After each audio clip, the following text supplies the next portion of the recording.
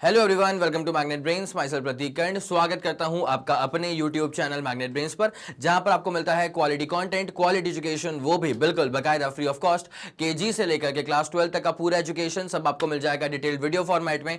और अगर आप हिंदी मीडियम के स्टूडेंट हैं तो फिर आप जानते हैं क्या करना है आपको। मैग्नेट ब्रेन्स का हिंदी मीडियम चैनल भी है, जा करके सब्सक्राइब कर लीजिएगा और याद से, एकदम याद से नोटिफिकेशन को ऑन कर लीजिएगा। ठीक है, इससे होता क्या है ना कि जैसे हिंदी मीडियम के चैनल पर कोई भी वीडियो अपलोड होगा, चाहे वो कोई लाइव क्लास हो, कोई अपडेट हो, कोई रिकॉर्डिंग हो, तो उसकी जानकारियां, उसकी नोटिफिकेशन सबसे पहले आप तक पहुंच जाती हैं। आप किसी भी कंडीशन में कुछ भी मिस आउट नहीं करेंगे। बस एक बात का आप खास ख्याल रखें कि हिंदी मीडियम के चैनल पर क्लास 6 से क्लास 12 तक का पूरा कंटेंट अवेलेबल है। कौन कौन से स्टेट बोर्ड है सर? तो एमपी बोर्ड है, बिहार बोर्ड है, यूपी बोर्ड है, राजस्थान बोर्ड है और दिल्ली बोर्ड है। और अगर आपको ई नोट्स या ई बुक्स चाहिए तो इसी वीडियो के डिस्क्रिप्शन में आपको एक लिंक मिलेगी, जाकर के आप चेकआउट कर लें। वहां से आप ई नोट्स और ई बुक्स भी बाकायदा अवेल कर सकते हैं। ठीक है, तो चलिए हम जरा कहानी को शुरुआत देते हैं।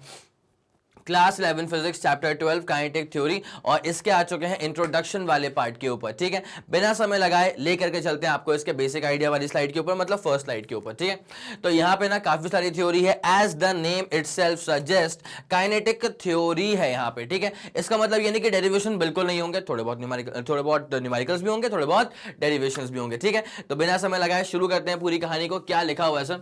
तो physics of gases is one of the main subjects in thermodynamics. अभी हम लोग थर्मोडायनेमिक्स प्लेलिस्ट में बकायदा देख चुके हैं, पूरा कवर अप करवा दिया गया था।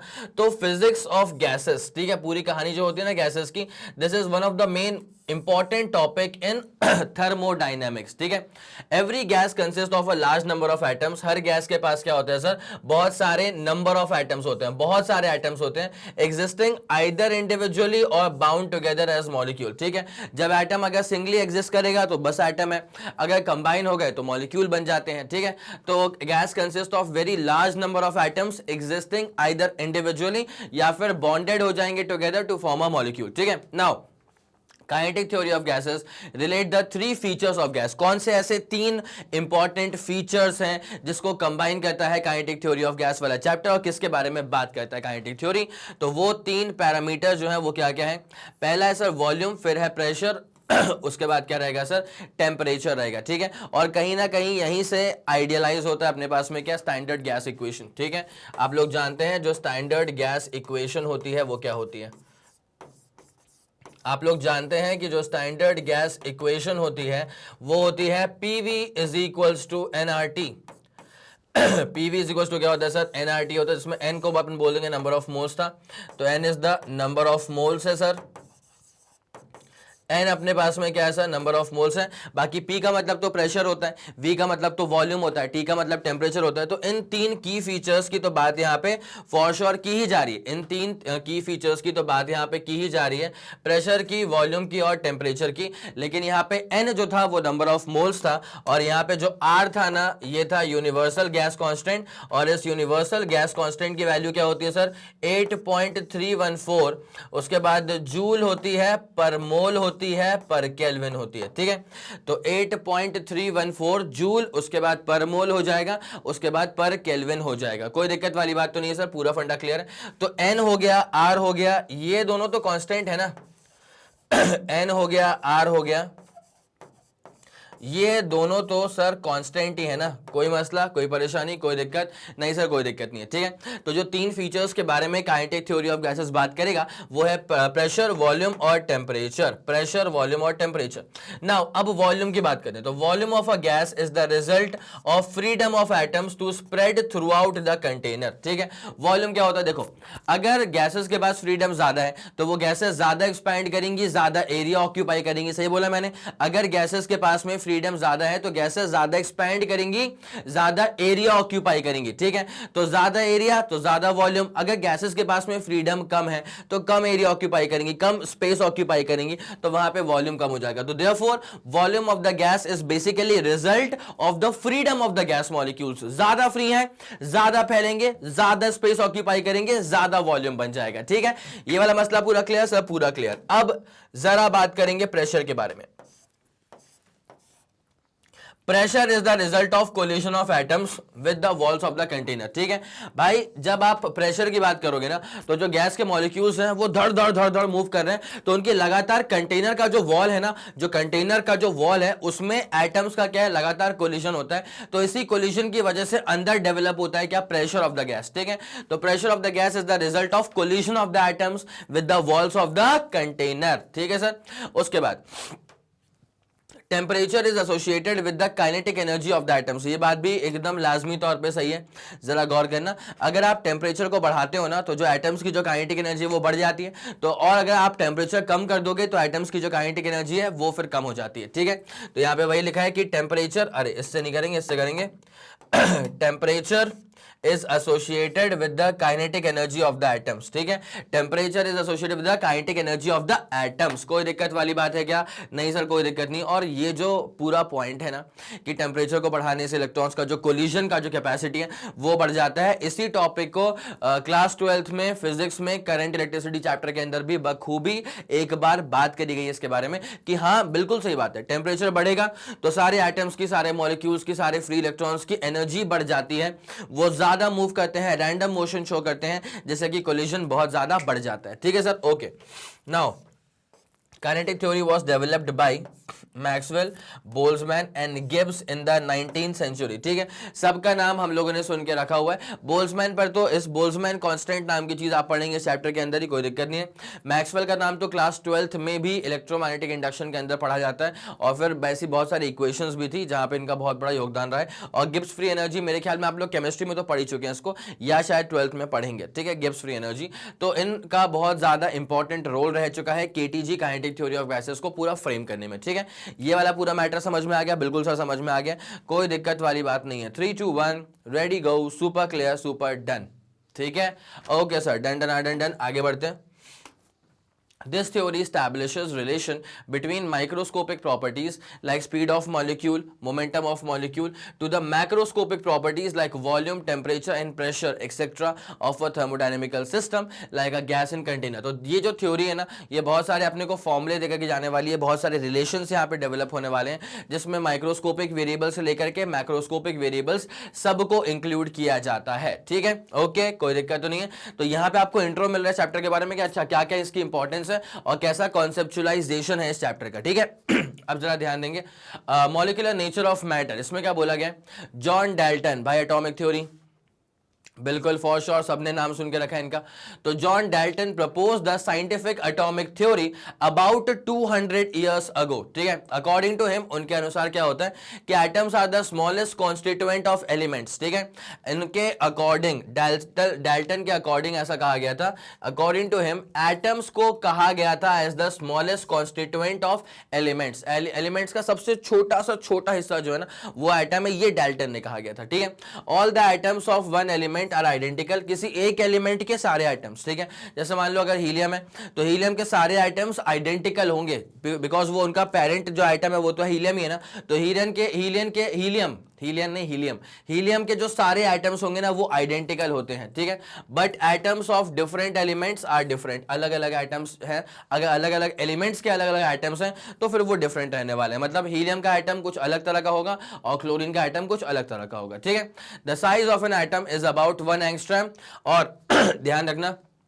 एंगस्ट्रॉम का मतलब क्या होता है? 10 to the power -10। एंगस्ट्रॉम का मतलब क्या होगा सर? 10 to the power -10। ठीक है, a small number of atoms of each element combine to form a molecule. बहुत ही कम नंबर ऑफ आइटम्स भी अगर जुड़े आते हैं ना तो एक मॉलिक्यूल फॉर्म आउट हो जाता है उस पर्टिकुलर कंपाउंड का। बोलो हाँ कि ना? ठीक है, वैसे मॉलिक्यूल क्या होता है? कलेक्शन ऑफ आइटम्स होते हैं। Okay sir, done. As elements are often in the form of molecules, तो एलिमेंट्स जो होते हैं ना वो यूजुअली सिंगली एग्जिस्ट नहीं करते हैं, they exist in the form of molecules only. ठीक है, तो as elements are often in the form of molecules, तो therefore Dalton's atomic theory can also be called as molecular theory. ठीक है, वैसे तो जो प्रपोज किया गया था वो तो एटॉमिक थ्योरी प्रपोज की गई थी, लेकिन एटम्स यूजुअली जो है ना वो मॉलिक्यूल्स के फॉर्म में एग्जिस्ट करते हैं। तो अगर एटम्स मॉलिक्यूल्स के फॉर्म में एग्जिस्ट करेंगे तो देयरफॉर जो थ्योरी है उसे मॉलिक्यूलर थ्योरी कहा जाएगा। ठीक है, देयरफॉर जो थ्योरी है उसे डाल्टन की एटॉमिक थ्योरी नहीं, उसे मॉलिक्यूलर थ्योरी ऑफ मैटर कहा जाएगा। बोलो हाँ कि ना? सर पूरा फंडा क्लियर है। Now electron microscope and scanning tunneling microscopes have been used even to see these molecules, ठीक है, इन माइक्रोस्कोप्स को यूज करके एटलीस्ट मॉलिक्यूल्स को तो देखा गया है, ठीक है। ये वाला फंडा पूरा क्लियर है? यस सर, ये वाला फंडा जानदार शानदार तरह से क्लियर आउट हो चुका है, कोई दिक्कत नहीं सर, पूरा फंडा clear.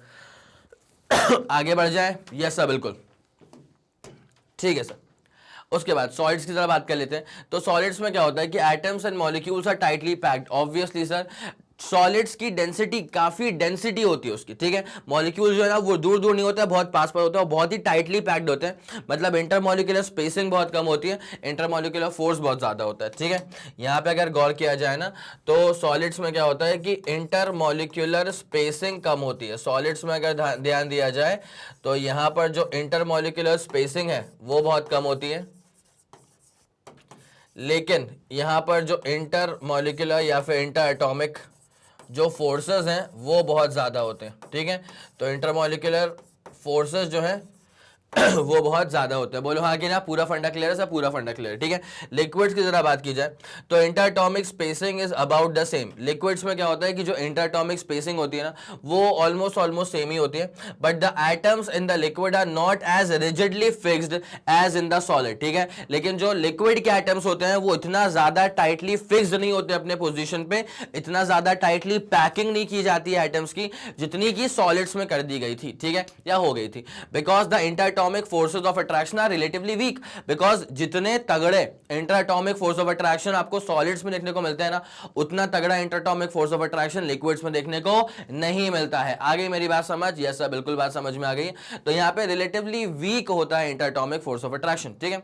Therefore liquids can flow. तो सिंस लिक्विड के जो मॉलिक्यूल्स हैं, जो एटम्स हैं, उनके बीच में relative force of attraction weak है, इसलिए वो रिजिड नहीं हो पाते इतने, ठीक है, वो फ्लूइड हो जाते हैं, वो फ्लो कर सकते हैं। खुद सोच के देखो भाई, अगर सॉलिड्स की बात की जाए तो वहां पर इंटरएटॉमिक फोर्स ऑफ अट्रैक्शन बहुत तगड़ा है, जिसकी वजह से वो रिजिडली पैक्ड है, एकदम स्टेबल रहता है, स्टैटिक रहता है, वो थोड़ी फ्लो कर रहा है। लेकिन लिक्विड में क्या हो गया इंटरएटॉमिक फोर्स ऑफ अट्रैक्शन जो है वो रिलेटिवली कम हो गया, तो अब ये क्या है कि हल्का सा क्या है, फ्लो कर जाते हैं। ये सब आया समझ में कि नहीं आ गया? यस सर, इसका सिर्फ एक ही रीजन है, because interatomic force of attraction weak है यहाँ पे, ठीक है। The liquids have definite volume but no definite shape and size. इसका वॉल्यूम डिफाइंड है लिक्विड का ये इंपॉर्टेंट चीज है, लिक्विड का जो वॉल्यूम है वो डिफाइंड है, लेकिन इसका शेप जो है सर वो डिफाइंड नहीं होता है, ठीक है। It takes the shape and size of the container. जिस कंटेनर के अंदर अपन लिक्विड को भर देंगे ना, तो लिक्विड जो है वो उस पूरे कंटेनर का शेप ऑक्यूपाई कर लेगा। बोलो हाँ कि ना? यस सर, पूरा फंडा क्लियर हो चुका है, ठीक है, निपटाया इसको? बिल्कुल सर।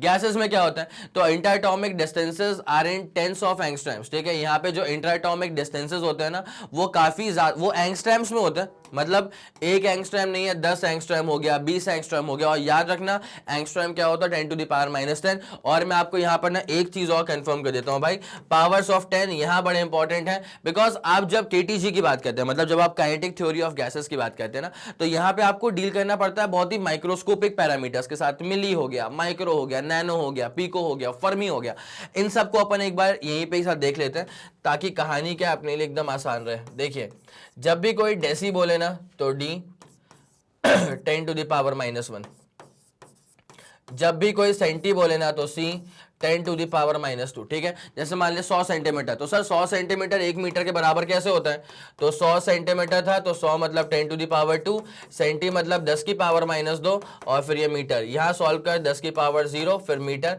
एनीथिंग की पावर 0 इज 1, इसलिए अपन बोलते हैं कि सर 100 सेंटीमीटर जो है ना वो 1 मीटर के बराबर है। बोलो हाँ कि ना? आया समझ के नहीं आ गया?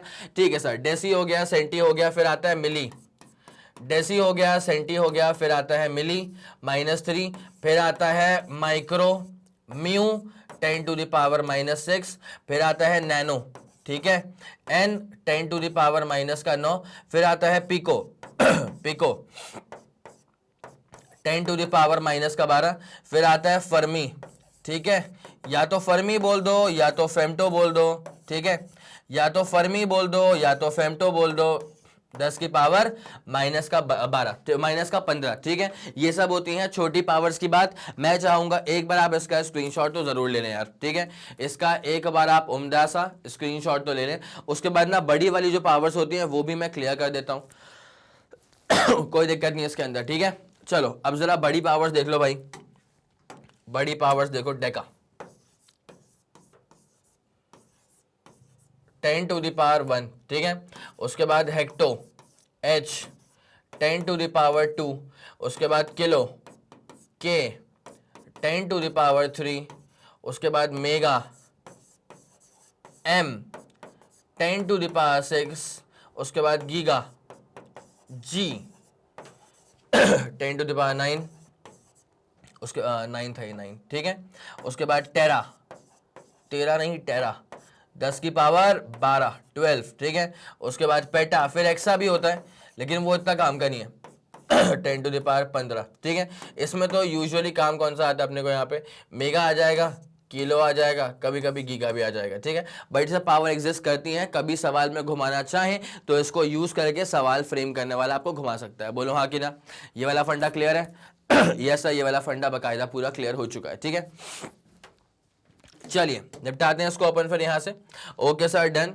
उसके बाद यहाँ पे अच्छा क्या था यहाँ पे कि in gases the interatomic distances are in the tens of angstroms, ये वाली बात समझ में आ गई है। एंगस्ट्रम मतलब 10 to the power -10, therefore the interatomic force of attractions are much weaker. तो यहाँ पे जो इंटरएटॉमिक फोर्स होता है ना वो कम होता है, क्यों? बिकॉज डिस्टेंस बढ़ गया ना। गैसेस में क्या है कि टेंस ऑफ एंगस्ट्रम्स में, अब मैं ये नहीं बोल रहा कि मीटर्स में होगा तो ही बढ़ जाएगा भाई, 10 टू द पावर -10 मीटर्स में भी है। तो अगर वो डिस्टेंस ज्यादा हो रहा है ना गैसेस में, रिलेटिवली ज्यादा, इंटरएटॉमिक डिस्टेंसेस सॉलिड्स में सबसे कम होते हैं, उससे थोड़ा डिस्टेंस बढ़ जाता है लिक्विड्स में। और गैसेस में क्या होता है कि इंटरएटॉमिक डिस्टेंसेस टेंस ऑफ एंगस्ट्रम्स में आते हैं, मतलब डिस्टेंस बढ़ जाता है तो फोर्स ऑफ अट्रैक्शन कम हो जाता है, ठीक है। therefore the interatomic force of attractions are much weaker, ठीक है। Okay, the atoms are much freer in gases, obviously sir.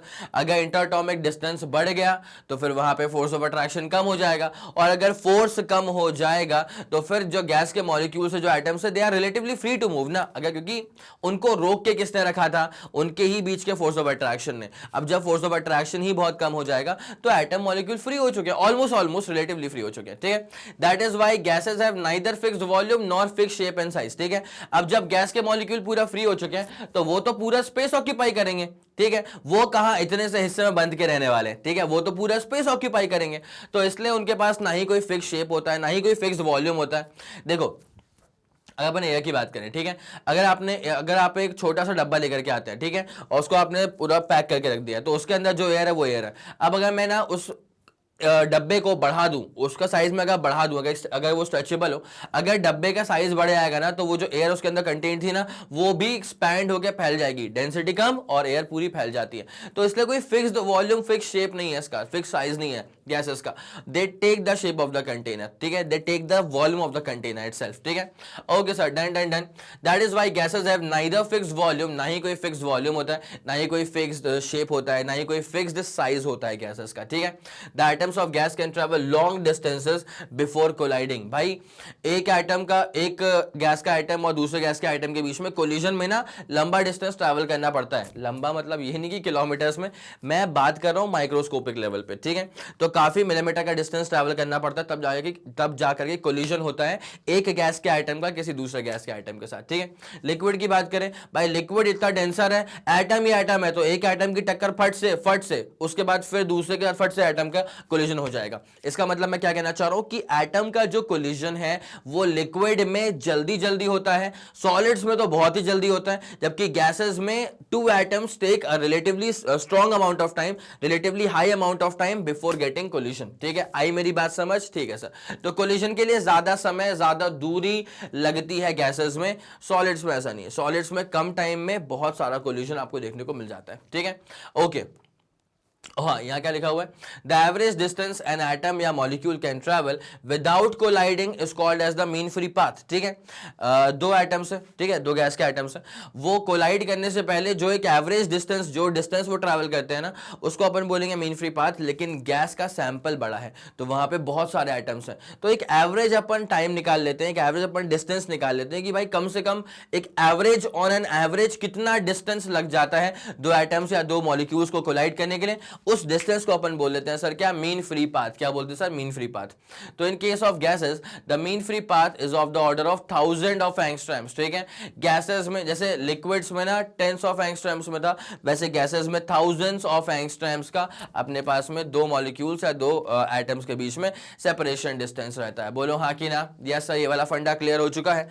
चलो, दो the average properties like pressure हो गया, वॉल्यूम हो गया, टेम्परेचर हो गया, वो गैस का वो कांस्टेंट होता है, yet the gas is full of activity. भाई सब कुछ कांस्टेंट है, इसका मतलब ये नहीं कि गैस में एक्टिविटी नहीं हो रही, गैस में एक्टिविटी हो रही है। The molecules in the gas are incessant motion में है, colliding with each other and changing their speeds during collision. जब भी टक्कर होगी तो फिर गैस के मॉलिक्यूल्स की भी, गैस के एटम्स की भी जो स्पीड है वो लगातार चेंज होते रहती है। दस the equilibrium in case of gases is a dynamic equilibrium. यहां पे अगर कोई गैस इक्विलिब्रियम में है, इसका मतलब ये मत समझ लेना कि उसके अंदर कुछ भी नहीं हो रहा है, वो शांति से बैठा हुआ है, नहीं सर। अगर गैस के इक्विलिब्रियम है ना तो अंदर बहुत ज्यादा रैंडम मोशन होता है, और उसके बाद अगर इक्विलिब्रियम एक्सटर्नली आ रहा है, it will be called as a dynamic equilibrium. क्या बोलेंगे इसको सर अपन, dynamic equilibrium. We know that atoms are no longer indivisible, because Dalton atomic theory में क्या कहा गया था कि एटम जो है ना वो ही सबसे एलिमेंट्री पार्टिकल है, लेकिन ऐसा नहीं होता, एटम डिविजिबल है, ठीक है। तो वो वाली थ्योरी फिर वहां पे स्ट्रॉन्ग होल्ड नहीं कर पाती। तो we now know that atoms are no longer indivisible. Every atom consist of a nucleus, atom के अंदर भी कुछ है, ठीक है, तो वो डिवाइड तो हो ही गया ना। तो atom, every atom consist of a nucleus and electrons भी होते हैं। न्यूक्लियस के अंदर तो खैर प्रोटॉन्स और न्यूट्रॉन्स भी होते हैं, ओके सर।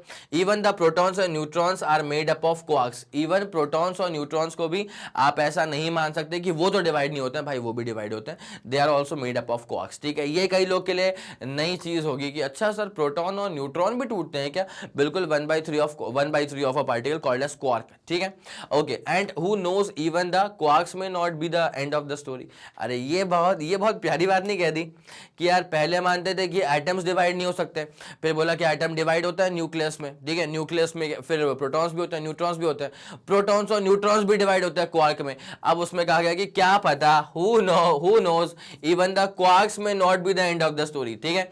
जब होता है ना भाई कि अपन चैप्टर में इतना आगे बढ़ गए तब भी चैप्टर खत्म नहीं हो रहा, तो क्या बोलते हैं, क्या पता इसके बाद भी बच्चे हो 3-4 चैप्टर, 3-4 टॉपिक्स, ठीक है।